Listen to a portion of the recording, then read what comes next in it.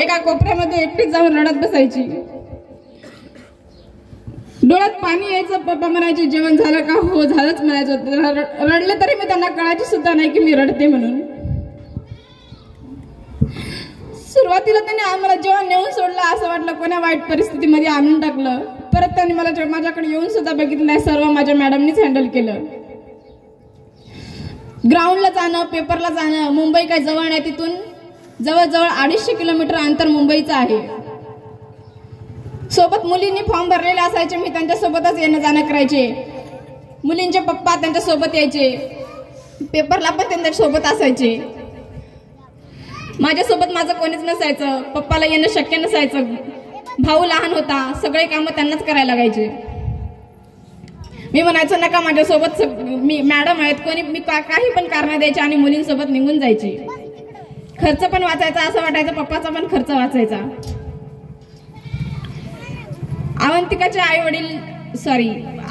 अवंतिकाचे वडील आणि प्रतीक्षाचे वडील सुद्धा तिच्यासोबत पेपरला आले होते. पण माझ्यासोबत माझ्या मॅडम होत्या. मॅडमला म्हणायचो मी, मॅडम पप्पाचं नाही ऍडजस्ट व्हायचं, तुम्हालाच यावं लागल. त्या ठीक आहे म्हणायच्या. मॅडमनी वेळोवेळी मला मार्गदर्शन दिलं. जेव्हा जेव्हा मी खचून जायचे तेव्हा मला मोटिवेशन दिलं. ठाण्याचा पेपर झाला होता. आज 6 महिन्या अगोदर माझा ठाण्याचा पेपर झाला. त्यातून ग्राउंडला मला 50 पैकी 47 मार्क होते आणि पेपरला मी काही चुका केल्यामुळे माझं त्याचं सिलेक्शन झालं नाही. माझेच ग्राउंडचे शिक्षक अनिल सर हे सुद्धा माझ्यासोबत ठाण्याला होते. त्यांचं सिलेक्शन झालं. त्यांचा गुलाल पाहून मलाच हृदय भरून यायचं आणि वाटायचं खरं तर माझं पण झालं असतं मी जर चुका केल्या नसत्या. समोर तसंच खचून गेल्यानं मॅडम मला खूप समजून सांगायच्या, घाबरू नको, पुढे तुझे 2 फॉर्म आहेत, तुझं कशात ना कशात सिलेक्शन होईलच. पुन्हा तयारीला लागले. पुन्हा खूप अभ्यास केला. ग्राउंड अगोदर झालेले होते. सकाळी 7 वाजता उठायची. शिळ वगैरे काय रात्रीचं असायचं खाऊन जायची. दिवसभर त्या अभ्यासिकेमध्ये बसून राहायची. संध्याकाळी 10 वाजता घरी यायची. मॅडमलाच कदराची प्रतीक्षा म्हणायची, नको करू स्वयंपाक, आपण इथंच जेवण करू. एकदम आईसारखं त्यांनी मला प्रेम दिलं. प्रत्येक गोष्टी माझ्या समजून घेतल्या. सकाळी 5 वाजतापासून ते 10 वाजेपर्यंत सगळ्यांचं शेड्यूल बिझी असतं.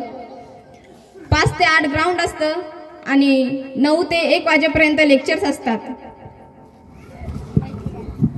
दुपारी रेस्ट असतो आणि संध्याकाळी परत ग्राउंड असतं आणि परत अकॅडमीमध्ये अभ्यासिकेमध्ये अभ्यासाला जावं लागतं. 50 ते 70 मुलींकडे लक्ष देणं हे एका महिलेने करते हे खूप अभिमानाची गोष्ट आहे. माझ्या मते महाराष्ट्रात अशी कोणतीच अकॅडमी नसेल की तिथं मुलींसाठी विशेष सुविधा, विशेष लक्ष. मुलगी कुठं जाते कुठं नाही, बाजारात गेली तिला किती वेळ लागतो, कधी रूमला येते कधी नाही, तिच्याकडे विशेष लक्ष देणं प्रत्येक मुलींकडे हे मॅडमचं कर्तव्य असतं. तसेच मॅडम सोबत त्यांच्या मदत करणारे आदरणीय त्यांचे बंधू विशाल पांडुळे हे पण मुलांकडे खूप विशेष लक्ष देतात. मुलांचं सगळं ते बघतात. त्यांना पण जॉब असतो. IT कंपनीमध्ये त्यांना जॉब आहे. त्यांची नाईट ड्युटी असते. सकाळी 2 वाजेपर्यंत ते जागीच असतात ड्युटी करत. सकाळी 5 वाजता ते मुलींकडे लक्ष द्यावं. शिक्षकांचं लक्ष सगळीकडे नसतं म्हणून मुलींसाठी ते सकाळी 5 वाजता उठून येतात आणि स्ट्रिक्टली मुलींना रस्त्याच्या सोबतच स्कूटी घेऊन असतात आणि कुठे न जाता कुठे मुली न फिरता त्यांच्याकडे विशेष लक्ष देतात. त्यांनी पण खूप काही केलंय माझ्यासाठी. त्यांचा पण खूप मोलाचा वाटा आहे. माझं जे सिलेक्शन झालं त्याच्यामध्ये वेळोवेळी मार्गदर्शन देणं, अभ्यास कसा करायचा, कर्मला थोडंसं मोटिवेशन द्यायचं, सगळ्या गोष्टी ते आम्हाला सांगायचे. तसेच माझ्या बरोबर राधिका नावाची मुलगी आहे, नगर जिल्ह्यातीलच. तिचं पण सिलेक्शन माझ्यासोबत झालेलं आहे. अकॅडमीतला आम्ही 2 विद्यार्थ्यांनी मुंबईमध्ये लागलो. चालकमध्येच तिचं पण सिलेक्शन झालंय. तिथे पण माझा सत्कार खूप थाटामाटात मॅडमनी केला आणि तुम्ही सगळे माझ्या सत्काराला जमलेत. तुमचा पण खूप खूप धन्यवाद. मुलींना पण सांगायचं तात्पर्य एवढंच की मुलींनी पण शिकावं, मोठं व्हावं, आई वडिलांचं नाव मोठं करावं. जाता जाता बाबांनी विचारलं, मुली चालल्या शिकायला, तू जाते का? मी म्हणलं हो जाते, काय हरकत नाही, माझी पण इच्छा आहे खूप शिकायची. जाता जाता म्हणायचे, बाई जा पण चांगली राह, चांगली शिक. त्यांना एवढंच सांगायचंय, बाबा मी गेले, चांगलीच राहिले, तुम्ही जेवढ्या विश्वासाने पाठवलं तेवढाच विश्वास घेऊन मी माघारी आले. एवढंच की माझ्या डोक्यावर फेटा घेऊन मी माघारी आले. आज खूप अभिमान वाटतो की मी त्यांची मुलगी आहे आणि त्यांच्या विरोधात मी कोणतेही चुकीचं काम न करता आज खूप आनंद होतो त्यांना बघून, त्यांच्या चेहऱ्यावरचा आनंद बघून. मला अभिमान आहे त्यांचा की ते माझे आई वडील आहेत. त्यांनी जे माझ्यासाठी केलं ते कोणीच करू शकत नाही. एका मुलीला एवढ्या विश्वासाने एवढा लांब पाठवणं हे सोपं नाही. खरं तर आम्ही तिघी बहिणी खूप खर्च त्यांच्या मागे असायचा. त्यांनी सगळं हँडल करून मला कसं कसं शिकवलं त्यांचं त्यांनाच माहिती.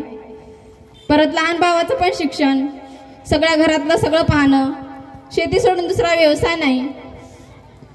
राब राब शेतात राबणं, सकाळी लवकर उठून जाणं, भाजीपाला विकणं, पायी पायी जाणं, 2 किलोमीटर अंतर शेतातलं, इथून परत इथून येणं.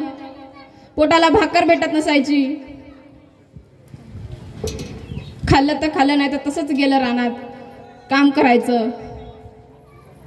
परत सगळी काळजी त्यांनीच घ्यायची. रोज मला फोन लावायचे, जेवली का. गुढीपाडवाच्या दिवशी मला विचारायचे, बाई तू जेवली का. 8 दिवसाखाली माझा पेपर होता आणि मी रात्रीचं सकाळचं शिळं खाल्लं होतं. बाबाला म्हणले मी पुरणाच्या पोळ्या केल्या.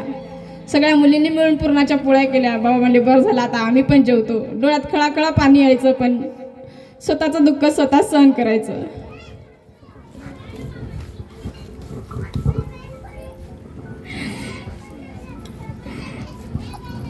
त्यांनी माझ्यासाठी खूप काही केलं. आता माझं कर्तव्य मी पार पाडेन. मी पण त्यांच्यासाठी खूप काही करेन.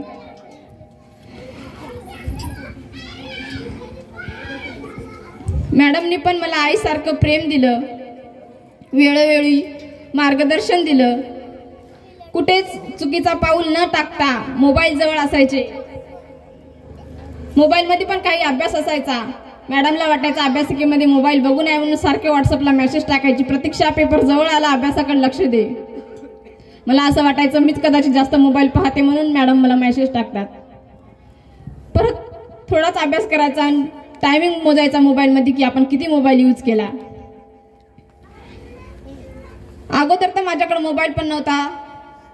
त्यांनी घरी पण 4-4 दिवस मी फोन लावायची नाही. त्यांचाच मोबाईल घ्यायची आणि फोन लावायची.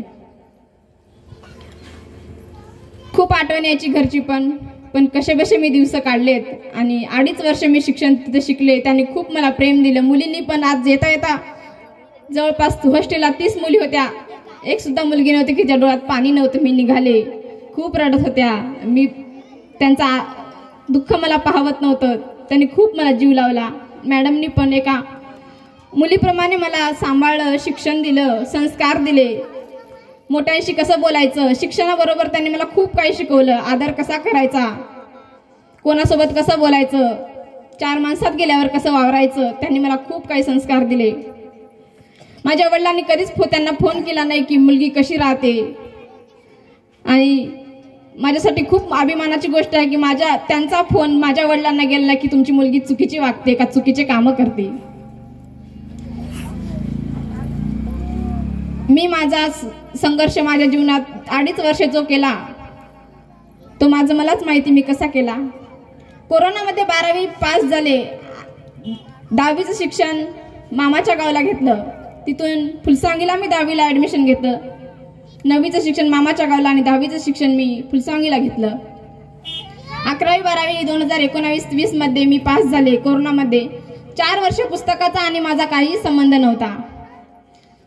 शून्यापासून सुरुवात करणे माझ्यासाठी खूप अवघड होती. फक्त 50 मार्काचं ग्राउंड असून चालायचं नाही. समोर 100 मार्काचा पेपर पण होता. 60 मार्काच्या वर मला मार्क पडायचे नाही. मला खूप टेन्शन यायचं. स्वतःच अभ्यास करायचं ठरवलं. जे करायला आलो टार्गेटकडे लक्ष दिलं. मॅडमकडे जायचे, मॅडमला सांगायचे मॅडम मार्कच वाढत नाहीत, खूप अभ्यास करते तरी वाढत नाहीत. मॅडम म्हणायच्या दोन्ही पण प्लस पॉईंट नसतात. प्रतीक्षा, तू आणखी मेहनत कर, तुला यश कधी ना कधी मिळेलच. त्यांच्या मार्गदर्शनाखाली आज मी एवढी मोठी झाली आणि त्यांची इच्छा आहे की मी PSI ची तयारी करावं. खरंच मॅडम, मी तुमची ही पण इच्छा पूर्ण करेन आणि मी पुढील वाटचालीसाठी अजून तयारी करेन. पण तुमची साथ आणि सोबत अशीच माझ्यासोबत राहावी.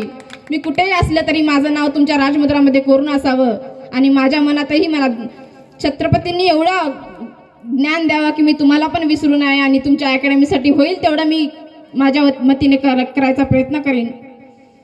अत्यंत कमी खर्चामध्ये तुम्ही मुलींचं शिक्षण घेता, स्वतःचा विचार न करता, स्वतःचा फायद्याचा न बघता तुम्ही मुलींसाठी जेवढं करता ते खूप अभिमानाची गोष्ट आहे. हे एवढं एका महिलेने करणं हे खूप मोठी गोष्ट आहे. मी आज तुम्हाला सलाम करते. अशीच पुढील वाटचाल तुमच्यासाठी, तुम्ही तुमच्या जीवनात मुलींना याच्यापेक्षा चांगलं शिक्षण द्यावं, तुमच्या हातून चांगले कामं घडावे हीच देवाला प्रार्थना करते.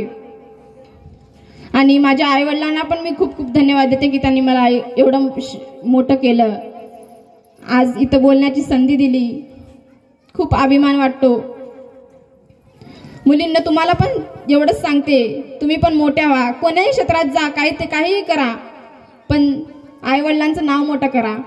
तुमचा बाप जेव्हा गल्लीतून जातो तेव्हा त्याची मान वर असली पाहिजे याची काळजी घ्या. अशी कोणतीच चुकीचे कामं करू नका ज्याच्याने तुमच्या वडिलांची मान खाली जाईल. खूप मोठे व्हा. तुम्ही काची कोणतीच गोष्ट नाही की तुम्ही करू शकत नाही, तुम्ही खूप काही करू शकता. मुलांच्या आईवडिलांना पण खूप खूप विनंती आहे, त्यांनी पण मुलींना शिकवावं. खेड्यापाड्यात मुलींना कोणी शिक्षण देत नाही. मुलगी खूप चांगली आहे, जग खूप चांगलं आहे, तुम्ही चांगले, दुनिया चांगली. तुमची मुलगी काहीच करणार नाही, ते तुमच्या तोंडाकडे पाहून शिक्षण शिकल. जरी चुकीच्या पावलाने गेली, वय आहे, घसरतेच, पाय प्रत्येक मुलीचा घसरतोच, पण ती तुमच्या तोंडाकडे पाहून सावरेल. एक ना एक दिवस तिला कळेलच की मी काय करते आणि काय नाही. तुम्हाला हीच विनंती आहे, तुम्ही पण तुमच्या मुलींना शिकवावं, मोठं करावं आणि ते पण तुम्हाला तुमचं घर पुढे नेतील. त्यांना पण मी हेच सांगते. मला बोलण्याची संधी दिली त्याबद्दल खूप खूप धन्यवाद. आणि वेळात वेळ काढून तुम्ही इथं आलात, माझ्यासाठी माझ्या आनंदात सामील झाला. तुम्हाला पण खूप खूप आनंद झाला असं वाटतंय. गावकरी मंडळी पण इथं जमलेत, त्यांचं पण मी खूप खूप धन्यवाद मानते. आणि पाहुणे मंडळींचं पण ते वेळात वेळ काढून माझ्यासाठी आलेत, त्यांचा पण मी खूप खूप आभार मानते आणि 2 शब्द थांबवते. जय हिंद, जय महाराष्ट्र.